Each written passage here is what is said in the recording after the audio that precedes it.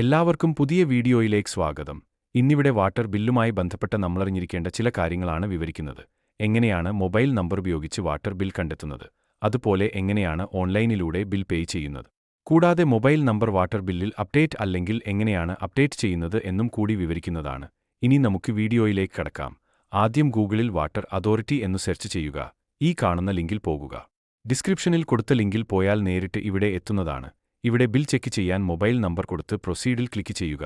ഇനി നിലവിൽ mobile number consumer നമ്പറുമായി link ഇല്ലെങ്കിൽ കൺസ്യൂമർ ഐഡിയും കൺസ്യൂമർ നമ്പറും കൊടുക്കുക. എന്നിട്ട് പ്രൊസീഡിൽ ക്ലിക്ക് ചെയ്യുക. പിന്നീട് വരുന്ന പേജിൽ കൺസ്യൂമറിന്റെ പേര് കാണുന്നതാണ്. വ്യൂ ബിൽ ക്ലിക്ക് ചെയ്താൽ ബില്ലുമായി ബന്ധപ്പെട്ട കൂടുതൽ വിവരങ്ങൾ കാണാവുന്നതാണ്. ഇനി നിങ്ങളുടെ മൊബൈൽ നമ്പർ ബില്ലുമായി ലിങ്ക് ഇല്ലെങ്കിൽ എങ്ങനെയാണ് ലിങ്ക് ചെയ്യുന്നതെന്ന് നോക്കാം.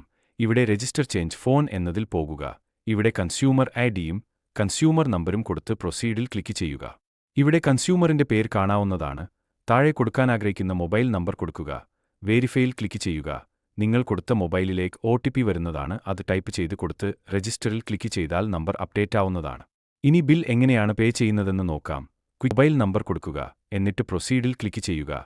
ഇവിടെ കൺസ്യൂമർ ഐഡിയും കൺസ്യൂമർ നമ്പരും കൊടുത്തും ചെയ്യാവുന്നതാണ്. പ്രൊസീഡിൽ ക്ലിക്ക് ചെയ്തു വരുന്ന പേജിൽ ഈ കാണുന്ന വ്യൂ ബിൽ ക്ലിക്ക് ചെയ്യുക. ഏറ്റവും താഴെയായി ബിൽ പെൻഡിംഗ് ഉണ്ടെങ്കിൽ പേ എന്ന് കാണുന്നതാണ്. അല്ലെങ്കിൽ അഡ്വാൻസ് എന്നായിരിക്കും കാണുക. സെലക്ട് പേയ്മെന്റ് ഓപ്ഷനിൽ പോകുക. ഇവിടെ ടിക്ക് കൊടുക്കുക. താഴെ മാർക്ക് പേയ്മെന്റിൽ പോകുക. ഇവിടെ ധാരാളം പേ ഓപ്ഷനുകൾ കാണാം. പേയ്മെന്റ് ഓപ്ഷനിൽ നിന്നും നിങ്ങൾക്കനുയോജ്യമായത് തിരഞ്ഞെടുത്ത് പേ ചെയ്യാവുന്നതാണ്.